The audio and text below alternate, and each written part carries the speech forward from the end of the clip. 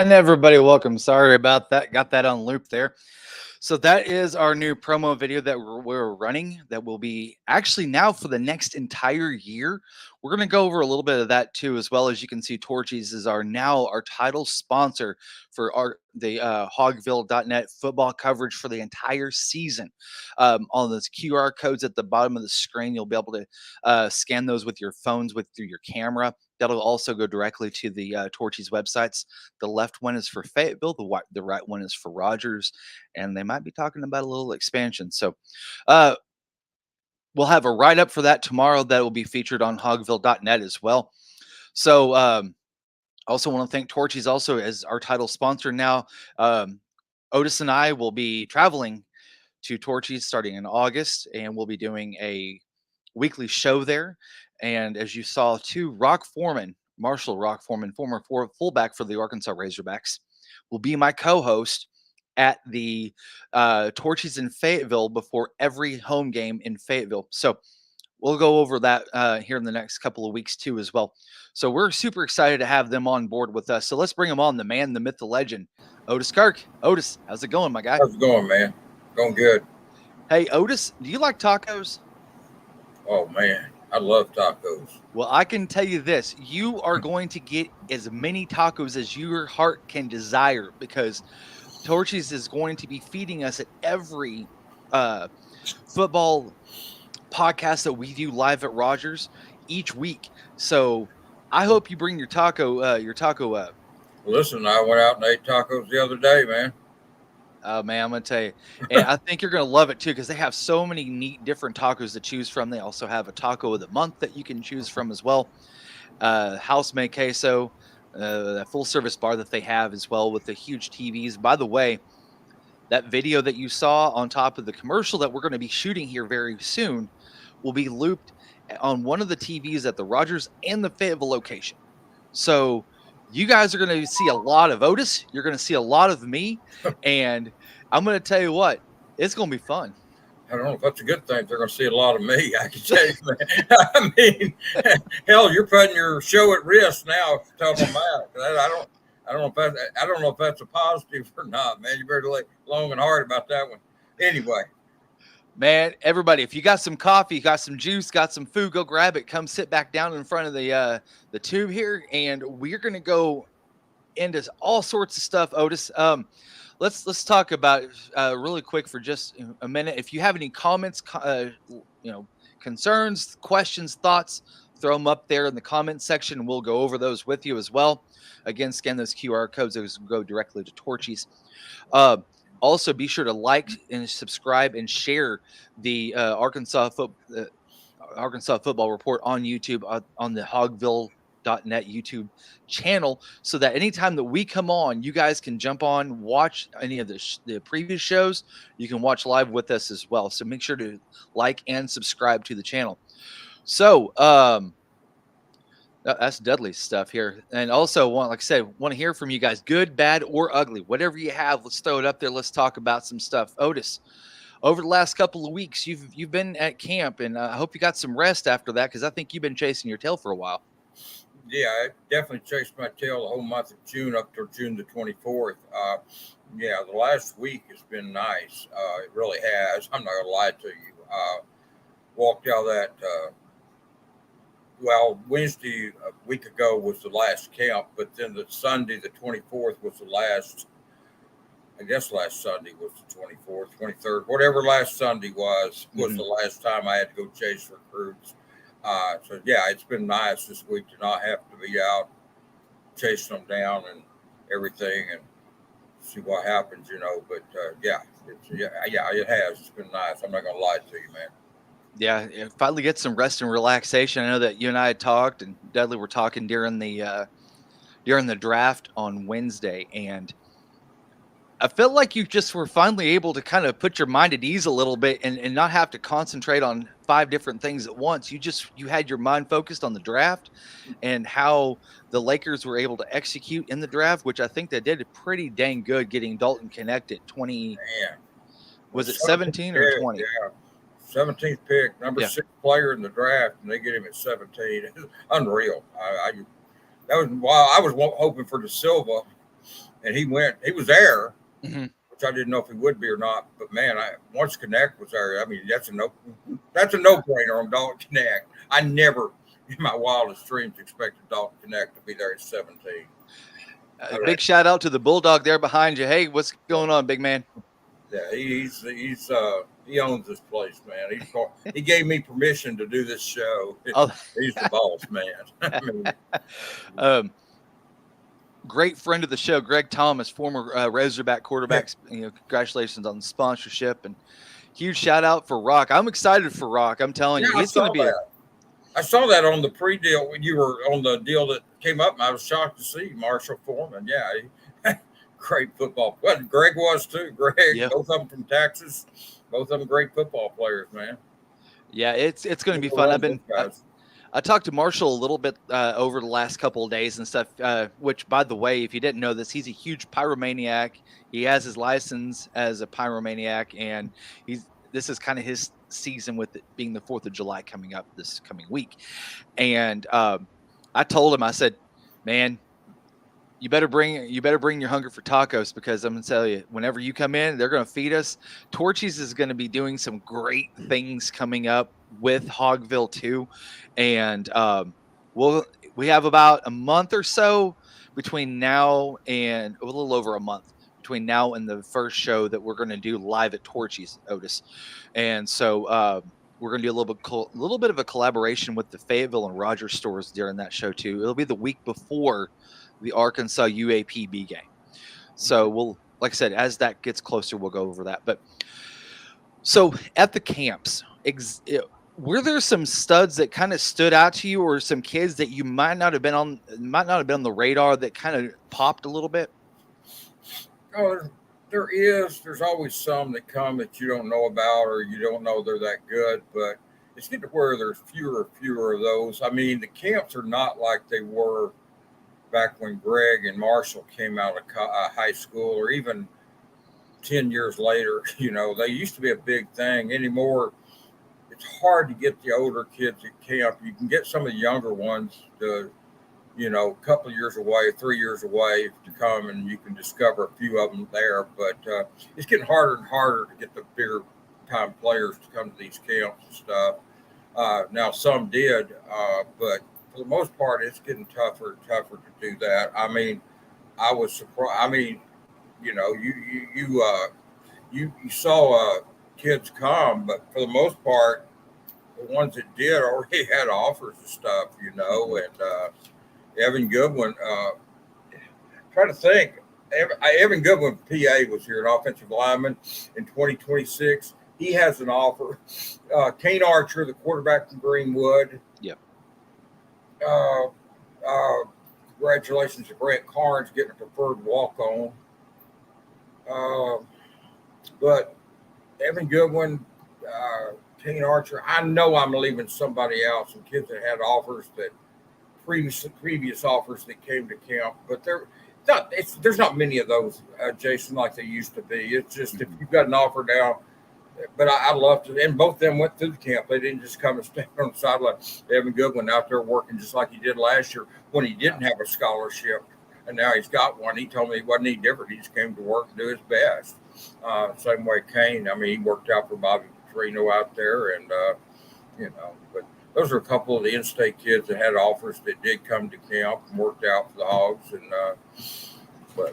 and they're both 2026, by the way. As I said, the 2025. Not really. I mean, it's just you got to get the 2026, 2027, and that's what they did with some 2027 kids, like Sublette kid from Maumelle came, got an offer. He's 27. Mm-hmm. That's just kind of the way it's trending now. The kids in this class don't really come.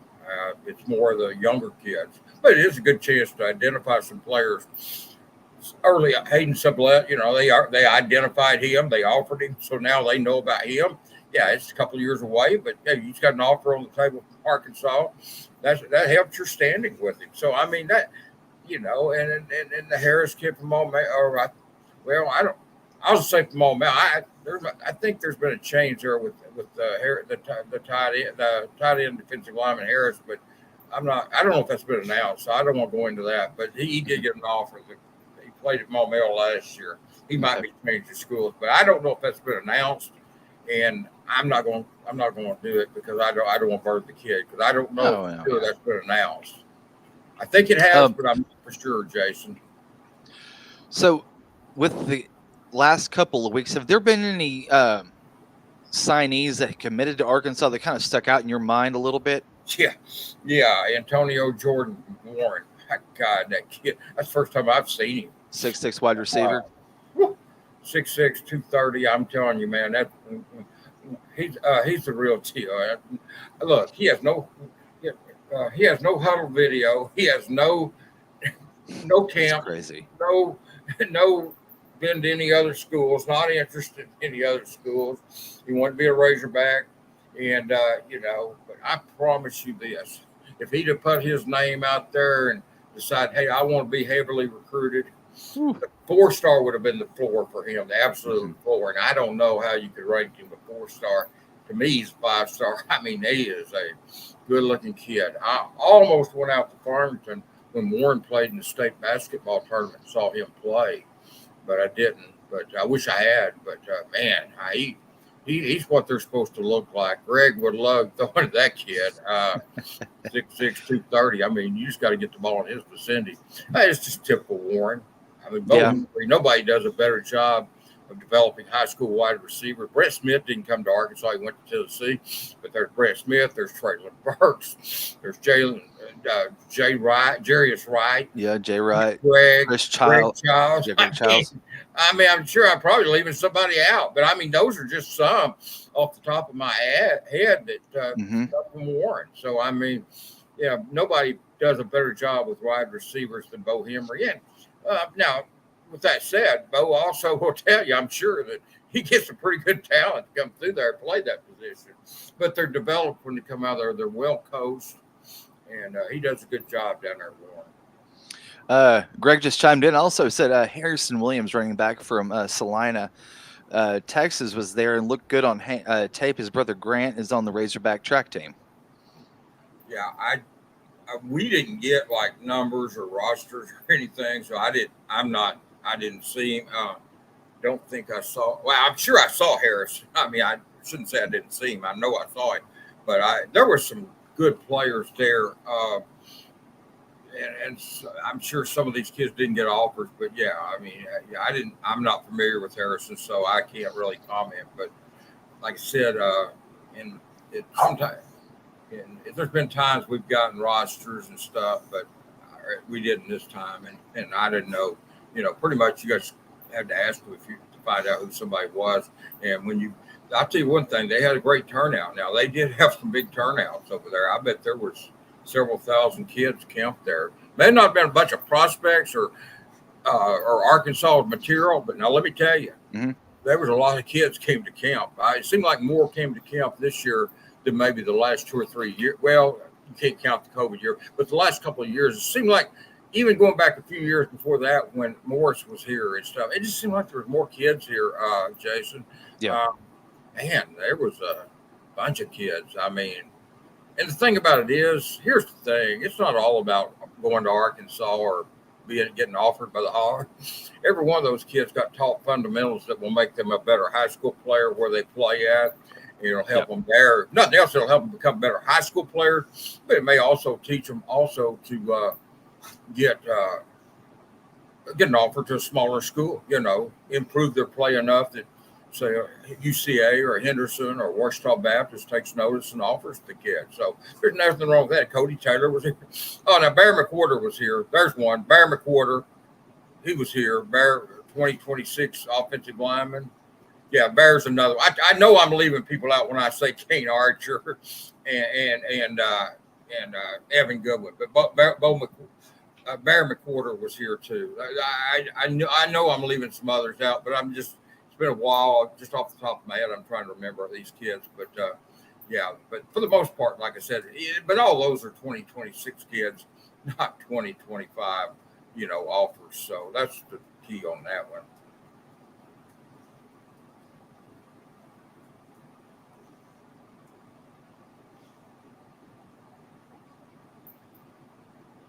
Jason, you there?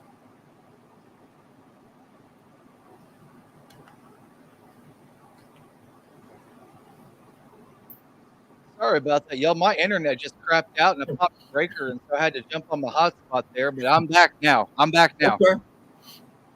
I thought I was going to have to fly solo, and I didn't know what to say. But but yeah, Barry McWhorter was there. I know you. I don't think you responded. I don't know if you heard that or not. But he's I know another I didn't. with an offer. Barry McWhorter. As I said Kane Archer and Evan Goodwin. Barry McWhorter was there. And I know there was others, but those were 2026. I'm sure there was others, Jason. Those are just some I'm remembering off the top of my head. Barry just came to me when I was talking about that too. Gotcha. Yeah, and with the way that Jordan has kind of approached his recruiting as well, and not going through any services, it kind of like the way that Traylon Burks did a little bit as well, because like if I'm not mistaken, he didn't have that either. But Darren McFadden did the same thing, pretty much. Yeah. I mean, they wanted to be Razorbacks. They committed. They didn't go out here and put their names out there. All those Traylon Burks rather be fishing than going to a football camp to showcase his skills. That's just the way he was. That's what I'm talking about. And there's nothing wrong with that. That's an old time Razorback kid. I mean, yeah. Come up here, you want to be a Razorback, you grow up in this state, you want to be a hog. And I'm not knocking anybody that takes a different approach, but I'm just telling you. I mean, I'm not going to sit there and criticize Antonio Jordan because he's ranked 3-star because nobody knows who he is. And I'm going to criticize the kid because I'm just telling you. And I'm not blowing smoke up anybody's rear on this or trying to make Pittman look good. I'm just telling you, if Antonio Jordan had gone to camps and gone to showcase his skill and put out a huddle video and all this, 4-star would be his absolute floor. I mean, absolute floor. And hey, he did. I like the way he did. I like the way McFadden did. I like the way Traylon Burks did. And maybe now that his name's out there committed to Arkansas, I'm talking about Antonio Jordan. Yeah. Maybe somebody in the national will get a chance to at least watch a game film of him, watch a game film or something of him this fall, and we'll move him up to a 4-star anyway. He deserves it. He does, Jason. I don't work for them anymore. If I did, I'd be on the phone to the national guys trying to sell him to I did that a lot for these kids. I'd get on the phone with these national guys and I'd promote these kids in Arkansas because I thought they deserved better than, it didn't work on Grant Morgan. I tried. He got rated a 2-star, and I knew that was a joke. But sometimes, and Jordan Jones, they never did move up from a 3-star. But there were some kids that I did convince them to move up, and most of them were the legit players. Anyway, I hope they move Antonio Jordan up just simply off of a game film or something. Maybe somebody will put together some game film of him and see it, and they'll move him up. But not that it matters really. But Grayson Wilson should be a 4-star. I know there's jokes about Arkansas being a 3-star university, but we'll say this. I mean, Grayson Wilson should be a 4-star. Antonio should be a 4-star, and there's other kids that should be 4-stars. One thing, this staff brought in a bunch of 4-star kids, but they're in the bottom third in the SEC and NIL money, and until that changes, I mean, kids come here and they loved it. It wasn't like they didn't get a bunch of 4 and 5-star kids, or I don't know about 5-stars. It's not like they didn't get a bunch of 4-star recruits to visit here. They get a bunch of them. But when they leave here, they go to other schools and they get offered a lot more money than they could get offered here adjacent. To me, you can say, well, fire the coach, and next year we'll have a great recruiting class. If they don't get me an eye of money, they won't, because it's not this staff couldn't bring the recruits on campus. They got some studs here. I mean, absolute studs. But they leave here, they go somewhere else. Zion Williams, man. Not Williamson, but Williams, the defensive tackle at Lufkin. 6'4", about 335 pounds. When 6'5", let's see here. There we go. Got you back now. Okay. I really think that Otis, I wanted to get your opinion on this. I'm not sure. Hold on just a second. There you go. I got you back, Otis. My Wi-Fi just kicked back on. Do you think that the nature of NIL right now in the state is a direct correlation of these kids leaving and not staying in state and staying in Razorback? Yeah, yeah, definitely. I mean, sure it is. I mean, you come to Arkansas and you get offered something, you go to another school and they offer you 2 or 3 times as much. Yeah, I mean, it's a direct correlation. Uh, I know. I will say this: there's been one kid in recent years that has left. And I'm not calling names, so nobody try to speculate because I'm not confirming it if you hit the name. There's been one kid that left the state, and he's already wishing he was back here. Mm-hmm. Big time player, and he's already wishing he's back here. So what a kid needs to do, he needs to look at, make sure the grass is green on the other side as you think it is. Money's great, but if you can get 100,000 at Arkansas and you're getting 200,000 or 300,000 somewhere else, but you get there and you're not happy, I'm telling you, man, there's more to it than just a few extra $100,000, right? And it's easy for me to say that because it's not my money. I'm just saying that there is being happy in life is important too. There's more to it than just money. Just make sure that when you're looking at these schools, that the grass is really as green as you think it is. Now, I will say this too, on a particular commitment there's been one kid that's committed out of state. Remember this, he hasn't signed yet. Mm-hmm. I'm just telling you, one thing that they're using against Sam is he's going to get fired this year.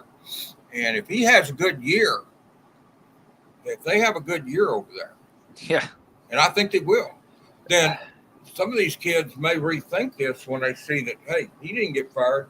Maybe some of the ones spreading that rumor may struggle, and they may be on the hot seat instead of Sam. But I'm just telling you, that's one thing that's working. But just remember one thing: when a kid's committed right now to somewhere else, especially when he's committed to Arkansas 2 or 3 times himself, mm-hmm. It's not over with. He hasn't signed with LSU yet. I'm talking about Carius Kern. The kid, he may go to LSU. I'm not saying he won't. And if that's where he wants to go, and that's where he needs to go. But I'm just telling you, Carius is committed to Arkansas as well previously. So he's not signed yet.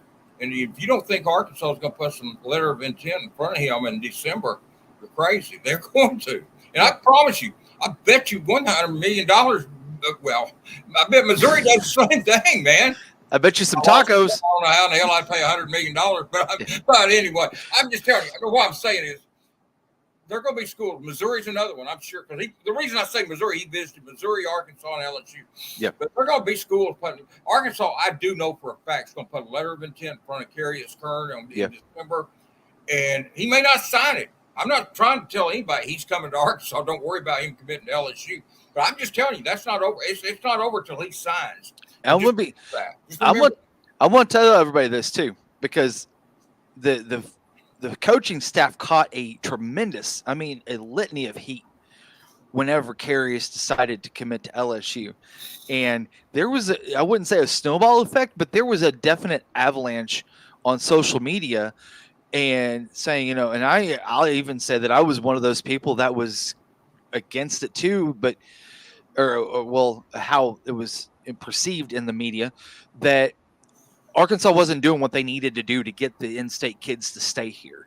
And Otis, you've been the one metronome the entire time saying, pump the brakes for just a minute, because this thing is not quite over yet. Kind of like what Yogi Berra said, it's not over till it's over. Kern's committed to Arkansas at least twice. Yeah. I'm telling you, he's committed to Arkansas at least twice. I know once he went public with it, and then once I was told by one of the Parkview kids that he committed to Arkansas when he was here on a visit. He told me here on his visit he wasn't going to take an LSU visit. And one of the Parkview kids told me that he committed to Arkansas while he was here. I don't know, but I'm just telling you, but I do know this. That's not over with yet. And he may very well go to LSU. I'm not, by no means am I saying he won't go. Just understand what I'm saying. But Arkansas is not giving up on that one. And, and they're doing everything they can to get Carius. I like the fact that he's kept his options open too, because he understands that signing that dotted line is committing and saying, okay, this is what's going to happen. He hasn't, like you said, he hasn't signed anything yet. And I think that that's smart on his part as well, because he wants to make the best decision for himself. Yeah. Well, he can't sign till December. In fairness, he can't sign till December. Yep. But I'm just saying that schools are not going. And hey, you can turn that around. Yeah. Schools are not going to stop recruiting the Arkansas commitments till December. You can turn that around. It's a two-way street. I mean, you get a kid like a kid. I love Keandre Johnson, an edge out of Texas. I'm sorry, out of Terrell, Texas. They're not going to stop recruiting that kid. A&M and them are not going to stop recruiting him. So, I mean, it works both ways. But Kamari Williams, the receiver out of Florida, who was a 4-star until he committed to Arkansas, and he dropped to a 3-star without ever playing a game. That's the hypocrisy of he services to Arkansas, right there. He goes from a 4-star to a 3-star, and there's been no game since then. I mean, the kid is legit 4-star, legit 4 all the way. I mean, he's a stud. And but that's an example. And Grayson Wilson's got offers that nobody even knows about. He's not reporting them. Why? Because Grayson committed to Arkansas. He's committed. He doesn't care if 5 other or 10 other schools want him. He's not going to put that out there because he's not interested in them. He's telling them, no, I'm committed to Arkansas. I made a commitment and I'm sticking with it. Yeah, because I mean, you got 3 great quarterbacks that are coming out of the high school ranks of Arkansas. You talked about Grayson Wilson. You've got Bo Mosley. You've got Kane Archer as well. Over the next couple of years, it's not like Bobby and Sam are having to go out of state and try to find a kid that can fit the system, because they do have some kids in this state that can fit Bobby's system, and Bobby can mold them to the player that they want, kind of like he did with Ryan, the late Ryan Mallett. God, I hate when I say it that way, but that it's just what it is. Or a couple other players here in the state that he was able to bring into his system and mold them to what he wants. And I'm going to tell you this too: everybody's kind of sleeping on that wide receiver room coming into this year. Do not sleep on them, because I'm going to tell you what, they're going to make a huge difference this year. Yeah, and they've upgraded an offensive coordinator big time. They've upgraded on the offensive line coach, and they've upgraded on the offensive line talent. Those 3 transfers were huge.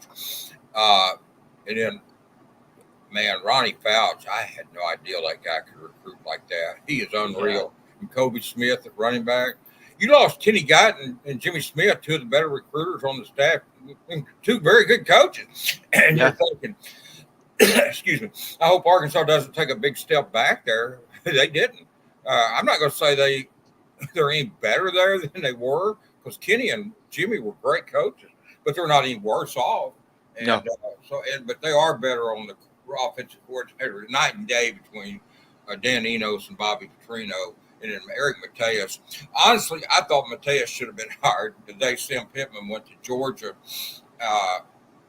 when Bielema was here. Yeah, I thought Eric should have been hired then by Brett Bielema instead of the guy he hired, and then Chad didn't hire him. And if he'd have been hired then by Brett when he got fired, maybe Chad would have probably brought his own guy here anyway. So it may have worked out better that Eric didn't get hired then, because he'd have probably got fired with the staff of Bielema. I don't, because Chad brought his own guys in. So that was good there. But I'm proud that Sam finally hired Mateus, got him back here, because he's a good coach. And what Sam is offensive coordinator, best play caller in college football. And think about this: Bobby doesn't have to deal with NIL. He doesn't have to deal with all the BS that goes with being a head coach, all the speaking engagements. All he has to do is coach quarterbacks and call plays. There ain't nobody better at it than him, and he can focus in on that, Jason. And there's nobody better than Bobby Petrino at doing just that. No. And also, a thing that a lot of folks have watched materialize over the last couple of months at the coaching staff of what Sam's done, because a couple years ago, I think it was last year, I said, this is where the rubber meets the road for Sam. What does he do? Does he take a route where he starts to improve, or does he take the Ed Ogeron route where everything really falls apart? Now, you can sit there and point directly to it and say, okay, yeah, he took that Ed Ogeron route, but he also improved the defense. He fixed the defensive part, because you can only play defense so much, and if you're not getting support from the offense, your defense is going to look like shit. Period. End of story. Well, that's what happened to at the end of the year. It wasn't that Travis Williams never forgot how to coach. They'd been on the field so much they just wore down, Jason. Yeah. And they completely wore down, and Dan Enos killed them. I mean, it's why they didn't have a running game. The play calling was so predictable on offense. I mean, Dan Enos was really bad. Sam's lucky, and I'll say this. Yeah. It may offend somebody, and if it does, so be it. But Sam's lucky that Dan Enos didn't get him fired. Didn't cost him his job. That hire by Sam's lucky that didn't cost him his own job. Yeah. He's very lucky. But you know what Sam did in this offseason with the offense is what he did with the defense last season. And that's why I think it's going to trend up, because I really feel like the locker room is in a better spot mentally. They're in a better spot camaraderie wise as well. I think that with those good vibes starts to, put out some more positive play on the offensive side of the ball as in terms of yards. So whenever things start to go in the right way, that covers a lot of other things up that you can kind of bring along during the season. And I really feel like I think the floor for this team is 6-6. Will that keep Sam around? It depends on the recruiting. That's my own personal opinion. If 6-6 brings in better talent whenever December hits, he stays. If it doesn't, he's gone.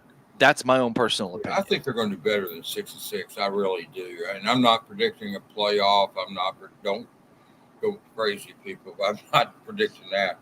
I think 7-5 will be the absolute floor for this team. And I think the only way Sam wouldn't be back is if he chose not to come back. I mean, Sam eventually is going to walk away on his own terms.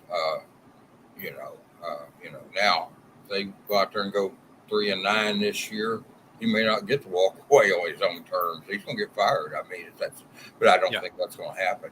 I just don't. I think they're better than that. I think they've got a pretty good team. The players, they love Taylor Green. Yeah. Some of the rumors last year where they didn't like some of the players, that was true. I mean, there were some players on the team last year, and I'm not going to call any names. That wouldn't serve any purpose at all. But there was a definite schism in the locker room. Well, they didn't like some of the players, and that was all true. I try to brush it off as on the shows, but I can say now it was true, and I knew it was. But those issues have been solved, and hopefully it works out a lot better. And I do know they really like Taylor Green a lot, and for good reason. And the coaches like him too. They think he's a stud, and Bobby found him, and that was his number one target. And they really like Taylor Green, and they think he's going to really help get them where they want to get out, where they want to get to. And Josh Weaver had mentioned just a second ago, said, will an uptick in wins lead to increase in recruiting? That's a hand-in-hand thing, honestly. Well, sure. It really is. Well, when you get rid of the rumor that Sam's going to be fired at the end of the year, that will uptick recruiting right there. I mean, they're using that against Sam. And they are. They're using it against him. So, sure, if you go 7-5, 8-4, then there's not going to be rumors of him getting fired. And so, so that, definitely a uptick in wins or increase in wins. I don't remember how he worded that, but an increase in wins will lead an uptick in recruiting. Yeah. But with that said, they still got to get this NIL stuff going, because it still comes down to some of this. Even with the rumor of him being fired, they've lost some kids simply because they didn't have the NIL that some other schools do, and that's just a fact. And I'm not trying to paint a bad picture, but that's just the truth. Arkansas is in the bottom third of the SEC and NIL money right now, and that's got to change. If it doesn't change, John Calipari doesn't have all that NIL money. No. He doesn't recruit there's money in Arkansas, but the problem is everybody wants their guy, or they won't turn loose of the money instead of supporting the program and giving it to the University of Arkansas and letting Hunter Yurchek hire the coach. They all want their guy in here, and then they will turn loose of money. There's a lot of money in Arkansas. The people don't want to turn loose of it until they get Yeah. their guy in here. And that's I how feel big like, the way it is. and really quick too, Josh Weaver said, what recruit would you say would have the most upside this year, Otis? The same Antonio Jordan and Grayson Wilson. I think that's two in-state kids. Outside the state, the Kamari Williams kid, the receiver, he's just unreal. I mean, when you put Kamari Williams and Antonio Jordan out there at receiver, and having Grayson throwing the ball to them, they're going to do some damage with Bobby calling the plays. I'm just telling you, man, that's a heck of a trio right there. I liked kicker Evan Noel. I mean, he's a kicker, but I like him.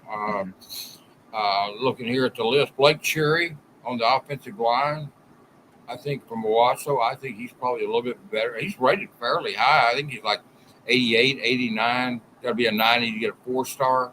And I believe, Jason, he's like an 88 or an 89. He's just right there at it. Yeah. Connor Howells from Florida I think he was a 4-star. I think he still is a 4-star with Rivals or somewhere.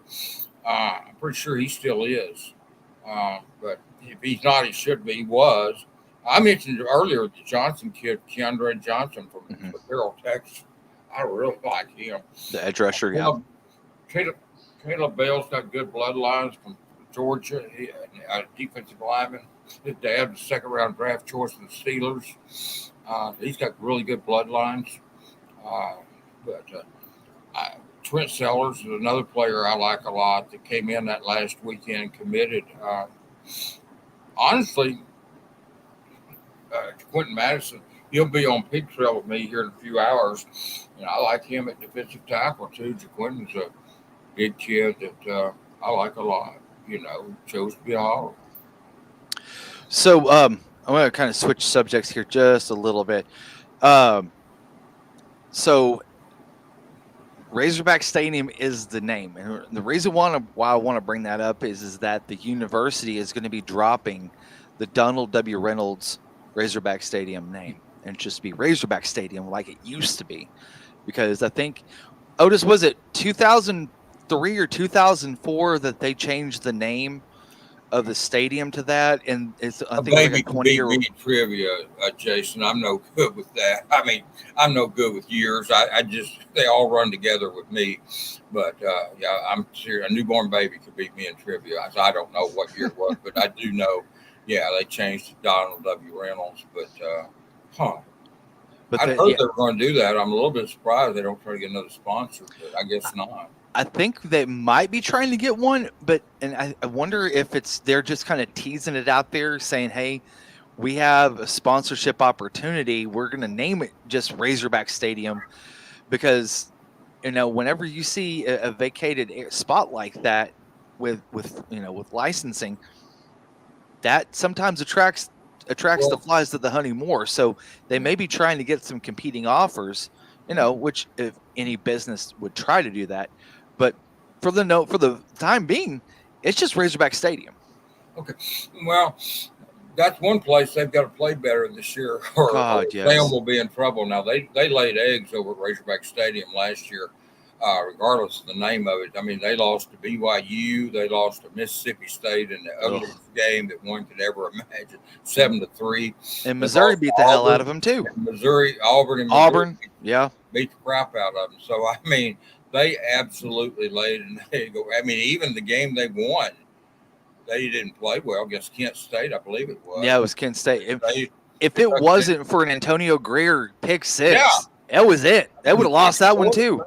Yeah, they were struggling in that game. So, I mean, they just, for whatever reason, and I asked Sam, and of course, obviously, people said, well, he didn't answer your question. Well, he didn't know why they didn't play well. If he'd have known, he would have fixed it. Yeah. I mean, but I felt like as a journalist, I had to ask him what happened over there. I mean, what happened to you guys in Fayetteville? I asked him that 2 or 3 times. I mean, that's a legit question to me, because that to me was the story of the year as much as anything. I mean, they go to Florida and win.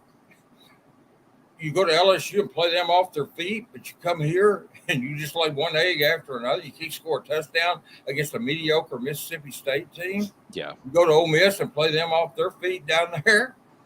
I mean, what happened at home? But Sam's got to get that figured out. He's got to get that fixed and get that figured out, or it'll be over for the whole. I mean, there'll be no tomorrow if they don't get this home situation figured out. Regardless of the name of the stadium, they've got to play a lot better than they played last year there. It's a must. I mean, they really laid some eggs over that stadium last year. They did. And, Otis, the last segment of today, I want to do something a little different, something that we haven't done before. And I know I'm kind of putting you on the spot, and I'm real sorry about that, but I think you're going to do really good at this. Something that an idea that I floated to Dudley a couple of weeks ago. Lanny and I were talking, and we thought this might be a good idea too, and want to try to reincorporate some old Razorback stories that maybe some folks haven't heard, or some folks might have heard but forgot about going into the season. Because you got a couple of things that are different. You've got Oklahoma and Texas that are coming into the league. You've got the revived battle between Arkansas and Texas. For right now, it's a home and home. I don't know what that looks like after that, because it looks like possibly the SEC is going to go to 9 games starting in 25, because some of the shifting that's been happening through some off-season matchups that have been discontinued. I think we'll get a little bit more notice on that whenever SEC Media Day comes around at the middle of July next month. Well, actually, next month starts tomorrow. But there's stories that folks know about or might have forgot about, and some that may not have ever been told, or they may never have heard. I wanted to get people reinvested, not only in the players, but the clothing, the Razorback logo, the team itself. Whenever they are invested and they know history, they become more attached to it, and that's kind of what I want to do a little bit. Are there any past Razorback stories that you can think of off the top of your head that it just kind of stick out to you at all? Oh, I mean, it's probably a million if I'd thought about it, but I never will forget one time after a red-white game in the spring, I came up, and Quinn Grovey was one of the quarterbacks, and they were leaving the field, and I'm walking with Quinn after the game. I came up from Mina at the time, and the other team was really hollering at him. And Quinn looked down and said, "Call me what you want, but call me a winner." I mean, he called me what you want, but call me a winner. I don't know why that sticks out to me. It was a red-white game, and it was all in fun. They were giving him flack, but yeah, Quinn was just, "Call me what you want, but call me a winner." I know one time, another Quinn Grovey story. We're parked in the parking deck at Colorado State, and we're walking down to the stadium that Saturday, 3 or 4 years ago when Chad was here. First year Chad was here. Second game, I guess he coached here, and both of us had an uneasy feeling about that game, even though Colorado State wasn't very good and Arkansas was a heavy favorite. But I remember Quinn and I talking on the way to the stadium that day, walking from the parking deck. We didn't have a good feeling about that game. It turned out that was for good reason, That was the Cole Kelly game, yeah. Yeah. I mean, I remember one time I was in Little Rock watching War Memorial Stadium. We're in the end zone, me and my ex, and we're just there. I was at the Mina Star at the time, and they got a couple of tickets in the end zone, I believe, or on the sideline, whatever. They weren't great seats. They weren't bad. I know they were on the sideline in Fayetteville, or on the east side, but I believe in Little Rock they were in the end zone. And we're at the Arkansas-Texas game, and Jack Crow was the coach, and they upset Texas. And I remember nobody would leave the stadium, Jason. I mean, everybody was there and nobody would leave the stadium, and a great feeling. And then one time, I don't know where the buckets came from. One time they played Texas and it's pouring down rain, and they're catching buckets of water and throwing it on the Texas players as they go into the locker room. I have no idea where the buckets came from. They won't even let you take an umbrella into the stadium. I have no idea where buckets came from. I don't know how you got buckets. I think that was a different time and a different era. I mean, there's been times where I've snuck, or I wouldn't say snuck in, because the usher just kind of looked at me and said, "Who cares?" Where I've taken full blown flags into the stadium. Well, yeah, and but not a bucket. I mean, why? Who even thinks to take a bucket to the stadium? I mean, but they did. They had buckets. I don't know. Maybe some of the concession workers down there had them, and gave them to them, to do that. But they were catching rain and throwing it on the Texas player, which I don't know what difference it made, because it'd been raining. They were already soaking wet anyway. So, but it was fun to see them throw. They beat Texas that day. It's always good. The thing I love about Texas, it's a real rivalry. It's not some borderline, fake line rivalry crap. No, there's some deep hate with that. Yeah. There's hate. You hate Texas. If you were raised in Arkansas, you hate Texas. If you raised right, and you hate the University of, not Texas, but the University of Texas. And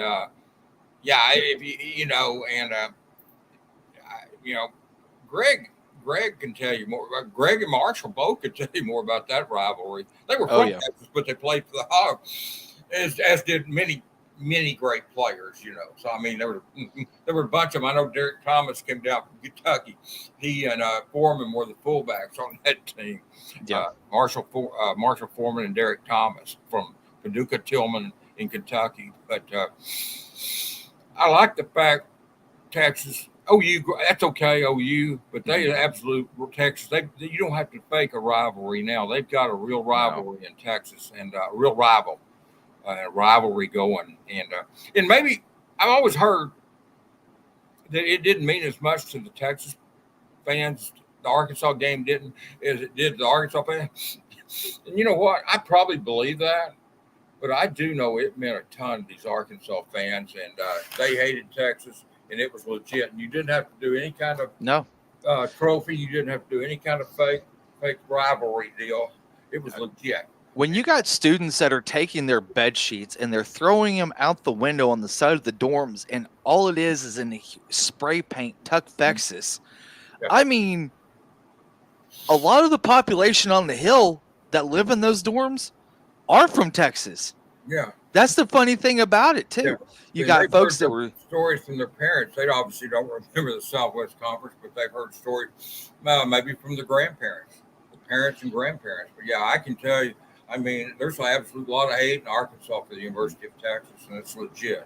There it is. And one of the first memories that I have whenever I was a kid, because, the position that I'm in, I had to take that fan hat off, and I had to put that media hat on and be, middle of the line, call it like I say it, not be a fan or anything. But what got me hooked as a fan when I was a kid, I remember the first memory of me going to a football game was against Baylor back in the 80s, and it was snowing hard. And I do believe it was Baylor. And my grandma had taken me to my first game because she got some tickets from her work, kind of like what you were talking about with the war. Yeah. And I remember being bundled up like that kid from A Christmas Story, kid that couldn't move or anything. Yeah. That was me. I could hardly move, and I was trying to get up the stairs and stuff. It was snowing hard, but we had a lot of fun. Mm-hmm. And the thing that really kind of got me the most was a little later on, a few years later, Madra Hill, when he was here, I got two of his gloves, two of his Newman gloves. I wish I still had them to this day. And seeing how he performed on the field, and then seeing him come up to kids in this on this on the rail there, and just talking to us, those are the sorts of things that I still see players do, but that's how you really get these kids to connect with these kids that connect with the families. Because whenever you have a kid that comes in and say, you know what, every time I see Quinn or let's say Taylor Green, for instance, or Braylon Russell, or Jaquindon Jackson. Now, whenever you see those players, and it's nothing big. It could be a glove, it could be a wristband, it could be something. Those kids are going to hold on to that, and they're going to tell their parents, "I saw that guy. I got that stuff." And that's where I think that some of this goes away with NIL. And I'm making a point with this too, because when you have players that don't put the time and effort into the fans, that's where you get the huge disconnect. And if you can reconnect that, you're going to start to see people rooting for the jersey and not the player. And I think that that's where also some of this NIL problem has to do, because they want to root for the school, or they want to pay for stuff for the school, but they won't because they're rooting for the person and not the cloth. And I think that it needs to go back to rooting for the cloth itself. Yeah, I mean, it's changed a lot of stuff, but I know what you're talking about. I've seen players do that, and Madre made me happy one day. I'm in the stand at Memphis, at the Liberty Bowl Stadium.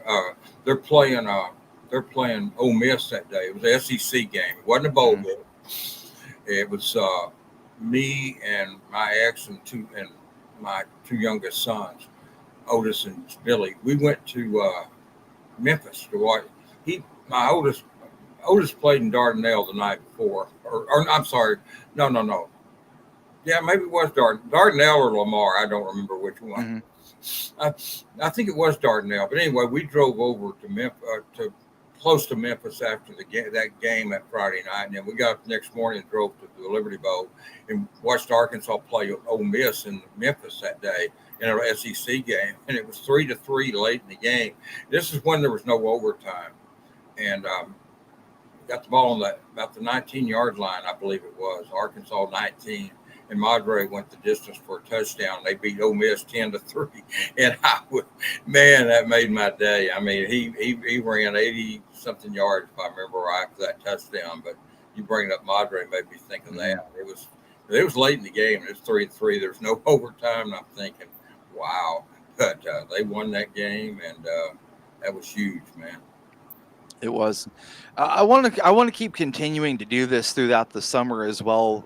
At the end of our show, go over some old stories and stuff. And this, I'll give you a little bit of a heads up that we'll do it next week too. So that way, whenever, you come back on, you'll have maybe a couple ready for it. Because I know I kind of sprung that on you, but also I want to make sure I had a couple in the holster too as well. So, but I want to thank again Torchy's Tacos, our incredible now title sponsor for the football coverage for Hogville, and we'll be doing promotions with them throughout the year. We'll be doing live shows at Torchy's starting in August in the Rogers location, and then also a pregame show before each home game with myself and Marshall Rock Foreman that you had mentioned before, and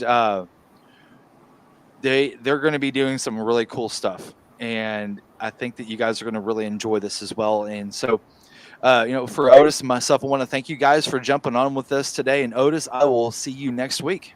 Okay. Thanks, man. Have a good day. You too. Y'all take care.